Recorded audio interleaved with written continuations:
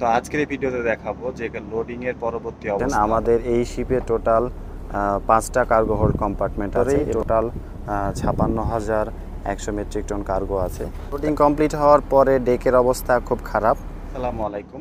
এর আগের ভিডিওতে আমি আপনাদেরকে দেখিয়েছিলাম যে কার্গো কিভাবে লোড করা হয় বা লোড করার পরে কার্গো কোথায় রাখা হয়। তো আজকের এই ভিডিওতে দেখাবো যে লোডিং এর পরবর্তী অবস্থা বা কার্গো লোড কমপ্লিট হওয়ার পরে কি অবস্থা থাকে।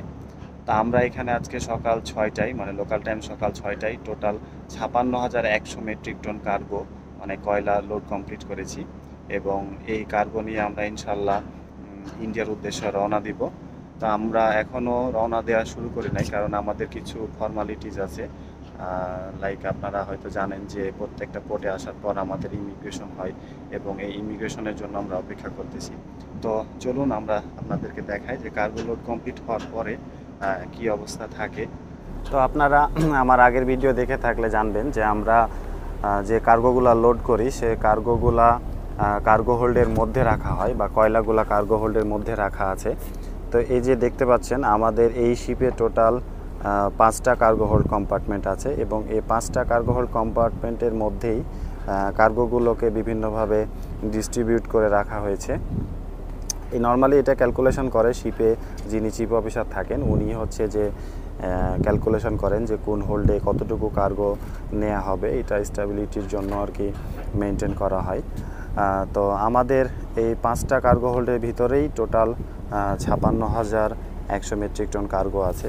তো এক একটা কার্গো হোল্ডে এক এক রকম ভাবে রাখা আছে। যেমন 1 নম্বরে যদি আমি বলি, যেটা সবচেয়ে সামনের যেটা কার্গো হোল্ড, সেটাতে 9,200 মতো কার্গো আছে। তারপরে 2 নম্বরে প্রায় 12,000, আর 3 নম্বরেও প্রায় 12,000 মানে 11,700 মেট্রিক টন। তারপরে 4 নম্বরে যেটা আছে সেটাতে আছে 11,900 মেট্রিক টন মতো। আর সর্বশেষ হচ্ছে যে 5 নম্বরে যে হোলটা দেখতে পাচ্ছেন এখানে আছে প্রায় 11,350 মেট্রিক টন। লোডিং কমপ্লিট হওয়ার পরে ডেকের অবস্থা খুব খারাপ, অনেক জায়গায় কার্গো অনেকভাবে পড়ে আছে। এগুলো ক্লিন করা হবে এবং ক্লিন করে আমরা পরবর্তী পোর্টের উদ্দেশ্যে রওনা দিব। তো এভাবে কার্গো কমপ্লিট হওয়ার পরে এভাবে আমরা সিকিউর করে নেক্সট পোর্টে রওনা দেই এবং যতক্ষণ পর্যন্ত পরবর্তী পোর্টে না যাব ততক্ষণ পর্যন্ত এই হ্যাজ কভারগুলো খোলার নিয়ম নেই।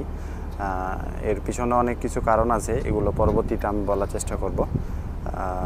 তো আমাদের জন্য দোয়া করবেন আমরা যাতে সঠিকভাবে পৌঁছাতে পারি, সেফলি পৌঁছাতে পারি।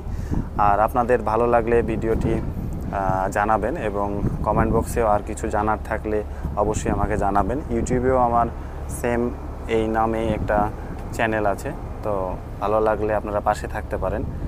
তো সুস্থ থাকবেন, ভালো থাকবেন। আসসালামু আলাইকুম।